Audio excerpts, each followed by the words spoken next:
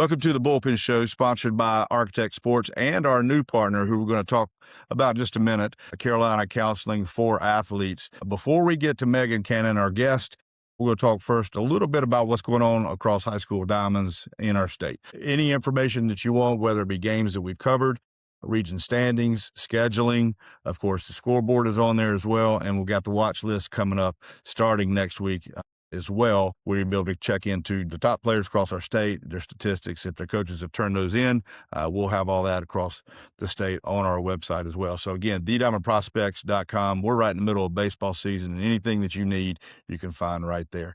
At this point, I want to bring in my guest. I'm very fortunate to have Megan Cannon with us. She is the owner of as aforementioned, Counseling for Athletes.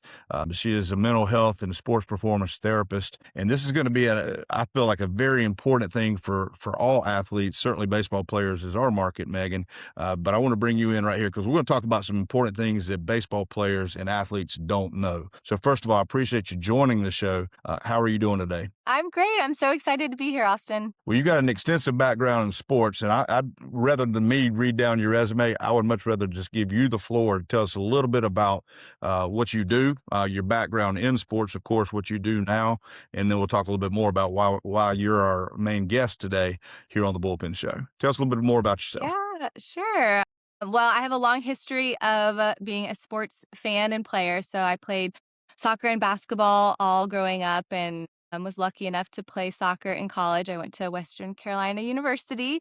And after graduating, I knew that like sports was my passion. I knew I wanted to work in sports. So like what do most of former athletes do? They try to find a job within the athletic world. And so I moved to Charleston. I worked in the Citadel, the athletic department, worked for the River Dogs before really finding my call, which I then decided to be a school counselor where I worked with athletes and I coached for a while. I did that for almost 12 years before really shifting gears and seeing just like this need for more specialized support for athletes in the mental health and performance space within Charleston and South Carolina. And so I switched gears and that is where I am now. And so I own Carolina Counseling for Athletes, which is a specialized mental health and performance support center that helps athletes in Charleston in person and throughout South Carolina, where we get athletes, we love athletes, and we really just try to support them with where they are, whether it be with like performance issues, performance anxiety, mental blocks, injury support, just general mental health and emotional health. Like we are trained specialists to be able to support them. Now, if you followed the Bullpen Show, folks, you may not have never seen a female on the Bullpen Show. Megan is First our one. first. That's right. So she's broken that glass Pioneering, ceiling. yeah. We're glad to have her on here, but an extensive baseball background too. That's how we know each other through mutual friends. If you know the name Chip Cannon, that is Megan's husband. Chip Cannon was a standout athlete at the Citadel. I know from experience because I was in the other dugout and we couldn't get him out anytime we played the Citadel. Went on to have a tremendous professional career as well, was a former MVP of the Arizona Fall League. Most folks know what that is. So tremendous player. That's your husband. Tell us a little bit about what you learned about baseball through being a baseball wife. And of course, also you got two boys that play as well. Yeah, I have learned a lot. And luckily I've always been a baseball fan. I grew up in Atlanta. So, 90s Braves, like what was better than that? And so, yeah, when I met him, I actually met him while I was working at the Citadel. He was back from an injury, which we'll probably get into eventually. But it's been really, really cool to see like the inside of just the intensity and like the passion, the drive that really comes from being like a top player. And really that's any sport. But I think what makes baseball so special and different is because it's such a high rep sport and like there's so many mechanics and just like little things to be able to can go really well, can go really wrong. And so the mental side in baseball is just like it's huge and everyone knows that. And so being able to see him through some of his playing days, what really stands out was when the playing days came to an end and being able to kind of walk with him of like the decision to retire after injury and just really the emotional side of that impact. And even all these years later, that when you're a baseball player, like, you're a baseball player for life. Like, that does not change. It looks really different nowadays. He's now on the field coaching my 11-year-old, and eventually my younger son who's 8. So we're now kind of in, I mean, he's almost 11, he's 10, but whatever. But yeah, we're now in this like youth sports baseball and just kind of navigating the complexity of what youth sports is now, where it's really different. And, all sports, I think we could say it's different, but now within the youth sports baseball, a lot has changed. And so really being able to be a part of it from like understanding at like a top level, the process of like how identity impacts you as an athlete, and then even just like how to raise, small athletes to be able to be mentally strong performance wise, but also just like in their being and knowing like they have that like security of like who they are while they're going through the ranks through the years. And should they decide to continue on playing. In all of your experiences, you deal with athletes all over the place, all the different sports. Yeah. Obviously, our audience is primarily Yeah. baseball, but we've heard of maybe it's mental coaching or sports psychologists in the past.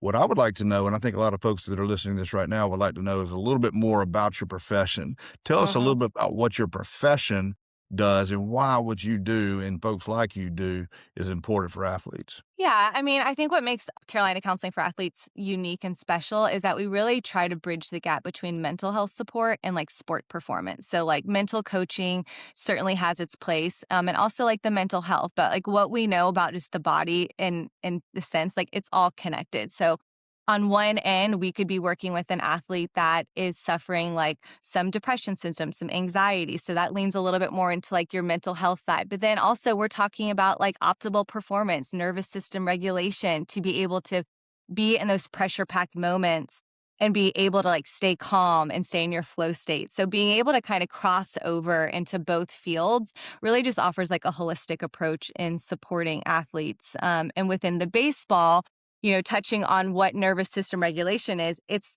not freaking out, right? It's being able to stay calm in those moments when you're down two and bases are loaded and you're down a couple runs, like being able to stay calm and stay cool and just saying, you know what, like I've got to take this next pitch approach. I've got to be able to just do what I know to the best of my ability. And sometimes it's going to work out and sometimes it's not. And being able to also lean into this acceptance of failure and how it is such a huge part of the game, specifically in baseball. And so being able to overcome that and still have that confidence and knowing that like your skill set where you are, all the training has led you to that point, and not having performance tank it every single time is a lot of the work that we do, especially with like this team demographic. And, in terms of like mental health, we see there's an uptick in mental health concerns between that age range of 18 and 22, especially in young people. And so we want to be able to give them space to be able to process the hard parts about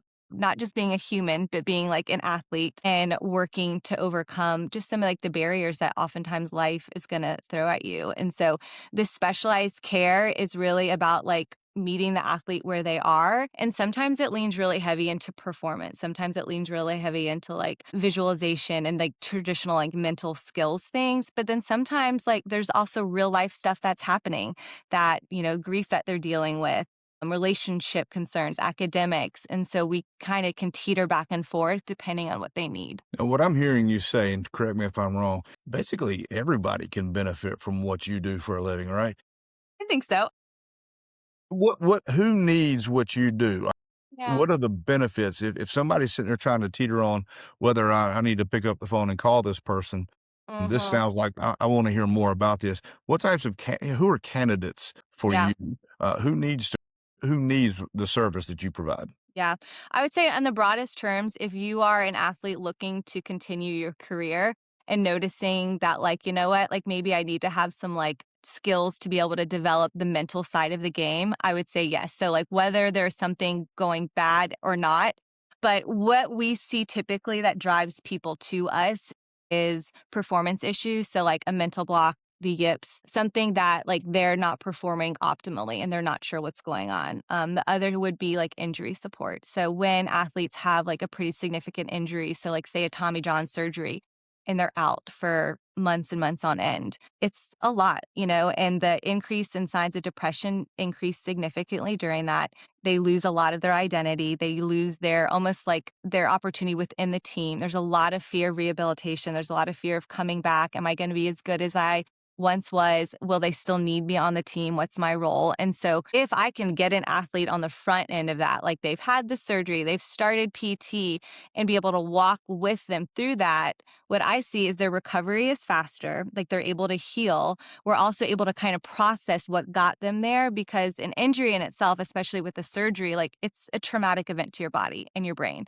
And so our brain doesn't forget stuff. And so sometimes we do have to do some like processing of those events so that they can clear them from their system, become more regulated, so that as they heal, they're healing with the confidence that like they can still be the kind of player that they need to be. The return to play, the fear of getting re-injured. So being able to walk with them through that is really, really helpful in the recovery process. Well, give us some more benefits too. I would imagine that what I'm hearing right now, there's really no negative to this Hmm. service, because we all battle things between our ears, right? And certainly in our game, probably as much as any other sport that exists, failure, as you mentioned, is a big part of it. How you deal with it can usually determine the balance of your career, how good your career turns out to be. What are some other Hmm. benefits of that you've seen over your time? You've done this for a little while, and Yeah. you've had some good athletes come through. I know you work with a ton of good athletes. You're working with the guys at the Citadel as well. What are some benefits that you've seen? I don't know. I know you can't use names, but maybe Yeah. a success story or two Yeah. of where maybe a person had been and where you were able to pull them out of the doldrums and get them to a little bit more of a brighter side.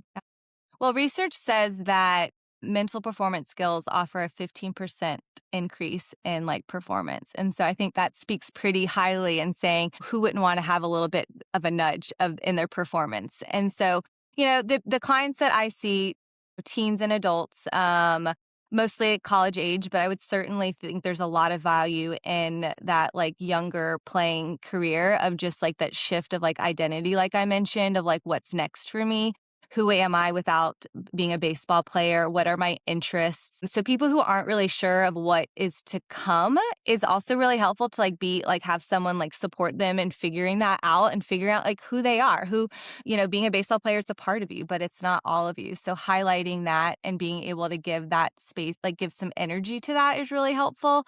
I touched on like the injury support, but a lot of like the performance injury. So performance anxiety or like the yips, right? It's like what we know of a mental block is that it lives in a part of our brain that we don't really have access to. And so I'll get a little bit like brain healthy on you for a second because I think it's just really helpful to understand like when all of a sudden you're a catcher and you can't throw the ball back to the pitcher, okay? You didn't just forget how to throw the ball back, right? Like something has kind of happened to dysregulate your nervous system to be able to create this block to where all of a sudden your body's like, no, no, no, you can't do that.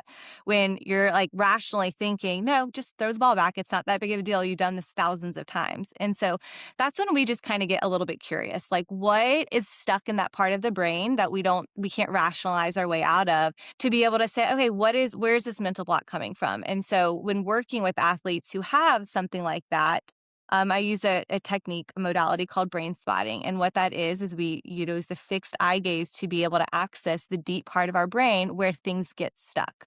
So common things of like a mental block could be an injury. It could be an embarrassing moment. It could be the coach like really getting on you. It could be having fans like yell at you. It could be just like the fear of expectation. Like there's a lot of different reasons why a mental block can happen. Baseball's not a super physical sport in the way that like it's not contact, it's physical. It's just the contact is what I mean. And so, but sometimes like things can come up. Like if a baseball hits you in the eye, right? If you're at bat, like you might be afraid to swing after that, right? Like your approach in the batter's box might look a little bit more hesitant, not as confident because your body sees that ball coming and it's kind of sending it into this like fight or flight mode to be like, okay, that's danger, right? Where a ball coming at you at 90 miles an hour is in essence a little bit dangerous, but you know, you're not just starting there. Like you've worked your way up to that approach. And so we are able to kind of process that experience so that it really clears the brain so that it can say, you know what, like, no, this isn't a dangerous situation. Like I know how to do this. I want to be in this box, but like the feeling of the dysregulation, which is like this chaotic feeling inside, is prohibiting you from doing what you love. And so, and that I think is one of the more beautiful things that we get to like work with athletes and processing that so that they can not let maybe disturbing acts or events like hold them back for being like the athletes that they really desire to be. That is really good stuff. I wish that had been around, or wish I'd have known who you were back when I was still playing. Certainly would have benefited. And I can see the just a long list of things that what you guys provide can benefit an athlete. Now you're based in Charleston. Mhm. Not everybody can get to Charleston, obviously during the baseball season, and really life in general. It's just tough. So I'm sure, when people think of therapy, sometimes you think of laying on a couch and there's a therapist, and whatever the stereotype may be, Yeah. you got clients all over. So how, for folks that are listening to this that are, peppered all over the state of South Carolina, how do you typically deal with, I guess, a client or a person that you're dealing with that can't get to you physically? How do you guys do it? I guess, what's Same the as best what way we're to do it? Yeah, same as what we're doing right now. We jump in Right. like a secure like room of sorts to be able to work with. And I think that's the important thing is like is during season particularly like there's not a lot of time, right? Like there's not a lot of free time. You're lifting, they're doing school, especially for your student athletes, they're working, they're having games. So schedules are tight. So being able to offer virtual is really helpful. And I'll say like this day and age kids are much more used to it to be able to like jump on a video call. And so, yeah, the accessibility is really important to be able to like, hey, we need 50 minutes. Let's just jump on the video and be able to do that from the comfort of like your home, which can be a barrier sometimes of having just to like commute. But really, a lot of it is just about like the connection. And so I think the longer you do it, the more this kind of world feels a little bit more real. And so, it's our job to help build that connection so that people can feel comfortable sharing like the hard stuff and the good stuff. And so, being really relational is something really important to us. And it doesn't have to just be like face to face in a room. It can also happen in this digital space, which is pretty cool. You've hit on quite a few things that I feel like are extremely informative. What else? If you had an FAQ page, oh, you're a therapist. What are some questions that you get? What are some things that people seem to want to know? What are some things that you want people to know? Yeah, I would say, especially now, like kind of being in this younger youth sports baseball world. I actually did a presentation with the local high school team, working with the high school team, and I talked about this. I gave this example that, like, I was in a good old Walterboro at a tournament, and there was an 8-year-old. And what happens, like, when an 8 or a 9-year-old strikes out? What would be like? And I'm going to ask you this: what's a common like behavior? What's going to happen when that happens? He drags his bat back to the dugout. He either gets mad or sad. And mom and hmm dad who are videoing it, they're upset too, a lot of Yeah. times. Yeah. So at this age, it's a lot more sadness. It's tears, right? So we see that a lot more often than like the anger. The anger happens in the teenage years, right? So we make this switch to where feeling sad or feeling frustrated or feeling like I failed at something goes from like a natural like sadness, like emotion is crying to anger, what we see at, the high school level, the college level, you take your bat, you take your helmet, you're throwing it, you're getting upset. Maybe the umpire like missed a call, right? So we see that kind of anger, but both are a dysregulated system, right? Because we have to understand that, like, particularly in this, and we touched on this, like this idea of failure, that like, what do we use failure for? And so I do a lot of this like education with athletes, whether it be in a group team setting or individually, just to like redefine it and to like normalize it, to be able to say, you know what, like you picked a sport that just like in its nature, you're going to mess up more times than you're going to like, get it right. Like you're not going to throw a strike every single time. You're not going to hit a home run every time you're at bat. And so you have to be able to adapt and understand like what your body's doing, and that when you allow those emotions to go either like sad, crying, which again, we see that more in the younger kids than like the anger, you've completely like taken away your ability to stay calm and cool, which is what you need to perform optimally. And so understanding like, okay, what does failure mean? How do I just like normalize it and accept it as part of the game and not feel like so embarrassed or upset by it? But normalize it and use it as a data point, right? So like in the moment, there's not like a lot of opportunity if you're like on the mound, if you're in the outfield, to be able to analyze what's happened. But doing like a quick reset, be able to say, okay, yeah, I missed that one. Reset. I have time to move on. And so we talk about like in the moment, if you're able to make an adjustment and think about it, great. If not, then doing like a physical activity of like reset. So that could be like a really big deep breath. So that breath work is something that's really understated. And the best elite athletes will talk about their breath work practice to be able to like really like take a deep breath in and deep breath out because like our vagus nerve, which is connecting all of our internal organs, it's adding oxygen to it, which is automatically going to calm us down. And so you might have like 1 second to take that big deep breath in, hold it and breathe out. And that might be the best reset you could do. If you have a little bit more time, maybe those 3 deep breaths is going to get you where you need to be. But one in the least is really helpful. And then we want to have like these like words, these affirmations, if you will, of just things to like reset us, our bodies. So maybe it's something like, you got this. Maybe it's something like reset, refocus, next pitch. Something that just kind of moves us forward because there's just not time to like dwell on the past. When you're dwelling in the past, you're not present. You're not grounded in what needs to happen. You're distracted. You're not focused. And like you can't afford to be distracted in baseball because the game is just, there's moving. There's always something else going on. And so understanding failure, understanding like what it does to your body, how you maybe naturally react and be able to shift just flip it a little bit and say, okay, like, yeah, you're upset because you care. But like, what if you just stayed like here, right? And we don't need to be like up here and like super jacked up all the time. And you can't be super down. Like you really have to be for optimal performance in this like your flow state where like things are just clicking. You're not thinking too hard. Your body feels good. Your body feels light and like things are flowing. And with that verbiage to it, I always ask athletes, like, when has that happened for you? Like, do you remember a time when that's come up? And then we want to like enhance that. We want to say, okay, yeah, that time against this team, you were just really like, how did it feel? Like, what were you thinking?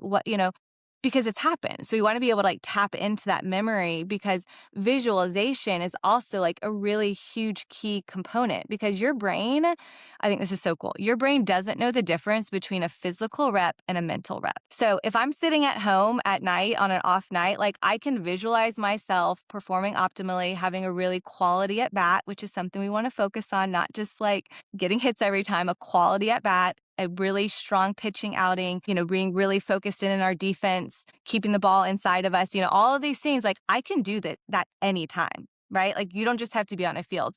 Think about it. Like for an athlete, as many reps as they get live, like what if you doubled that by just spending some time thinking about it and visualizing yourself doing that? And there's a great statistics too, that visualization teaching can improve that muscle coordination by up to 30%.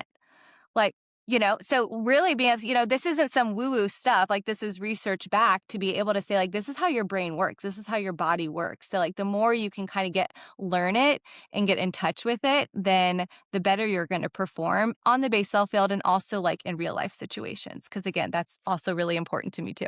I was getting ready to ask you about visualization, and then you Mm-hmm. hit right on it. Mm-hmm. Huge for athletes, no doubt about it. You handled that. Boy, knocked that out of the park for sure. This is good. This is really good, and I appreciate you coming on and explaining some things that I now understand better. I'm sure most of our audience does too. And for those, whether it be a player who's listening to this or the parent of a player who's listening to this, how can people get in touch with you if they're interested in your service? How can people reach you?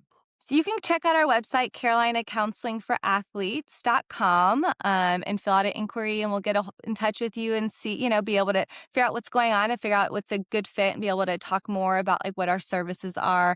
I also have a silly little Instagram called Wellness and Athletes where I do try to put out some entertaining reels and information about how athletes can support themselves, but also like I do tend to put out some stuff for like parents too, to be able to how to support their athletes because that tends to come up a lot. And I never like pretend like I'm an expert in that because my kids are young. Like we're still hopefully in this, like, we need this to be fun because when it gets hard, you have to be able to come back to the fun. And so being able to like keep it competitive, keep it developmental, but like keep it fun are some of like the biggest things that we're stressing in our household. We get caught up in it.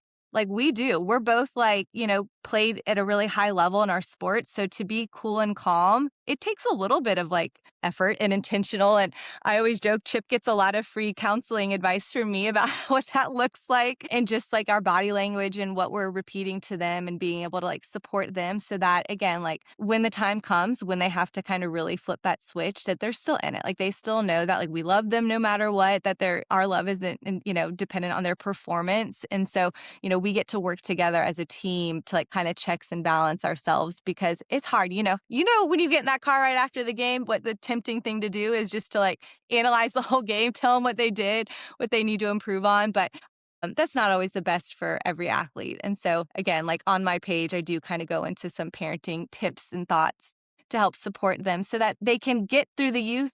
So then we really get to see what they're working with because we also know that, like, developmentally, like until kids, especially boys, hit puberty, we don't know. We don't know what they're working with. So we got to keep it fun and keep it engaged so that when that time happens where they really need to say, okay, like, what do I need to be doing? This extra stuff, like, this is something I really am into. I love, like, let's see where this can go. So true. When my children, both my boys, one's in high school, one's in college now, but when they were much younger, that age that you're referring to right there, even though I had been in baseball my entire life professionally, every job I'd ever had been, dealing with baseball. It was a completely different culture where parents, even doing Diamond Prospects, even dealing with parents would always ruffle my feathers and would drive me. I've got a greater appreciation having gone through it at the lower Right. levels and that whole culture, seeing the commitment level that parents have to make just to get them to the Mhm. field and all the different demands, the expense involved, all the travel involved. It's a wonderful experience, but it's a lot. And so I Yeah. have a greater appreciation for the parents where you're at right now, having experienced that because that was different than any other aspect of baseball that I had Mhm. ever experienced in the past. And so Yeah. it is challenging. And so, parents need tips and help going through this as well. And that's one of the things that we try to help folks with our recruiting 101 when they get to that point. But boy, there's a lot of baseball under that bridge to be done, long before they ever get to anything Diamond Prospects related. And you're experiencing Yep. that right now.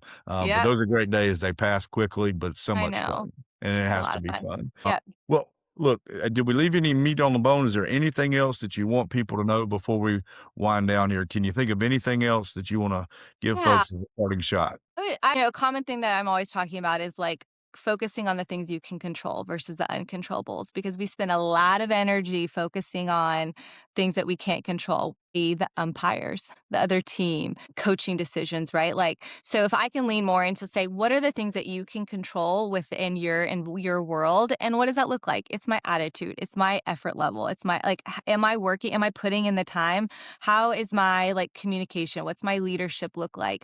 Am I being coachable, right? So like all those things go into play into yes, your playing time and your coaching decision, but at the end of the day, you can't worry so much about like my coach is out to get me, they're doing this wrong. What am I bringing to the table? Getting so fired up of like a bad call. Like we have to remember these umpires are humans and they are not going to get all the right calls. Like they are going to mess up just like you're going to mess up. And so being able to acknowledge that and stay cool and calm and just like, whew, okay, missed that one, got to move on. That's something I can control, like an athlete control. So really leaning into like, what are the things that really get you hype and does it need to? How's it serving you? And like, can we flip it to be able to say, you know what, like, what if I just let that go, how much freer and lighter am I gonna be able to play? And, like, what's gonna happen in my performance? And so really focusing on things you can control and not the things that are, like, uncontrollable. Outstanding stuff, folks. That's Megan Cannon, Carolina Counseling for Athletes. You're going to be hearing more from her. She's going to periodically be giving us some tips that we're going to be spitting out on social media and on our website. You're going to see her logo. Very proud to be able to have her on board and her network of folks on board. Glad to have you as a teammate now, Megan. I appreciate all this Hey. valuable information. It's been great having you. I really appreciate your time today. And before we wind down the Bullpen Show, just a quick reminder, we got our summer showcase. All of our information is on thediamondprospects.com. You'll see us out at fields all over the place. We got the Forest Acres Classic will be coming up the week of Easter, and hopefully we'll see some good baseball, some good players, and maybe even some of you fans out there out the ballpark as well. We're right in the bloom of everything region play. We're out and about. Our scouts are carrying their radar guns, stopwatches, and clipboards, trying to find players every single night that it doesn't rain. So we appreciate your time on the Bullpen Show, powered by Architect Sports and our new partner and friend with Carolina Counseling for Athletes. Again, for Austin Alexander and Megan Cannon, we appreciate you joining this version of the Bullpen Show. We'll see you at the ballpark real soon.